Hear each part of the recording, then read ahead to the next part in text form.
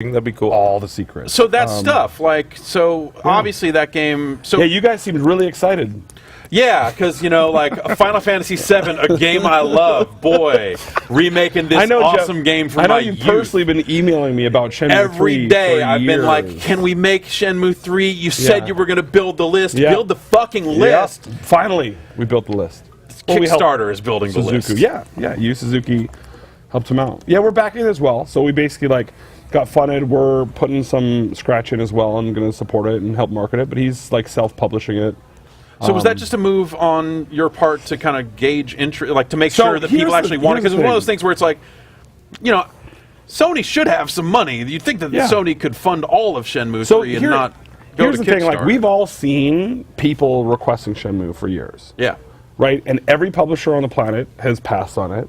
And all the platforms. And so the thing is, there was sort of two paths to choose. Path one was spend the next 2 years internally trying to build a P&L and show them, no, look guys, there's a Facebook page and there's fans and the thing, and then get the funding, and then it would be first party because we don't really fully fund stuff. So it would have been Shu's team, and then they own the IP, and that doesn't make sense. Right, and that'd be like, I guess, a project that they wouldn't make because they'd be making that instead. Yeah, and then something, right? Yeah, because not their IP.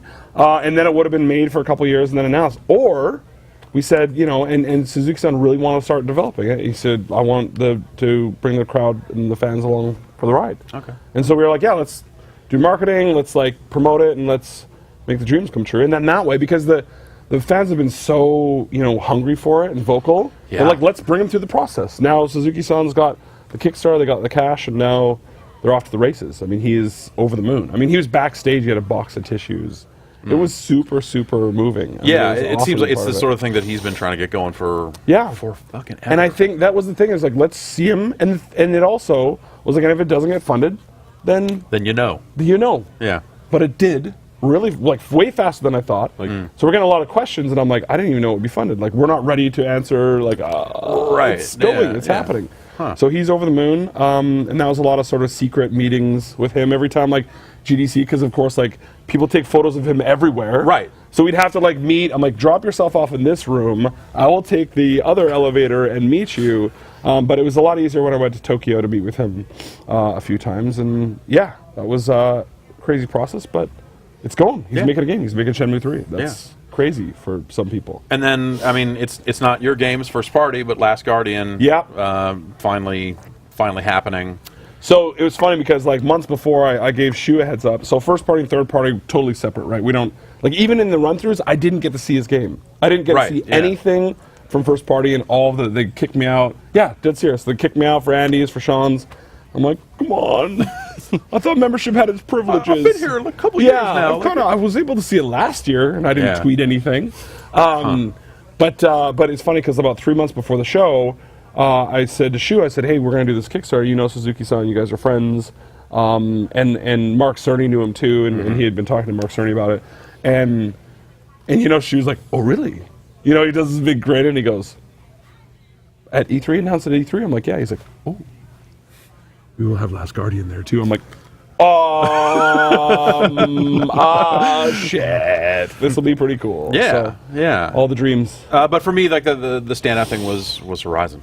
Yeah, I'm so pumped about that. I was backstage with Herman and the team at Guerrilla. I just love visually, like, super creative. That was also a total surprise for me personally. Like, it started to leak out a little bit ahead of the show, a couple days beforehand, like at one image and some. Well, there was like some months ago that the name had sort of said something, but it's so funny because you watch, like, I'm always watching all the chatter and forums and discussion around, like, like when the Guardian announced Last Guardian, I'm like, they don't know that. Like, literally, they don't know that. And then Suzuki-san, even when he came into town, he took a photo of a forklift. I saw it. I was like, please don't do that ever again until we announce this game. Like, you're not helping anything. Yeah. And then the FF7 remastered, like, everyone was guessing, and then those guesses become facts. And then, like, all that stuff leaked. I'm like, it did not. None of it did, but, sort of by our wishes combined, people willed it to live. It made sense. And also, they've been asked for every E3 since the dawn of time. So it's just like, my little cheeky sort of checklist. I'm like, these are 3 things that I've always wanted to have on stage, and we did it. Yeah. It was fun. And then Uncharted closed.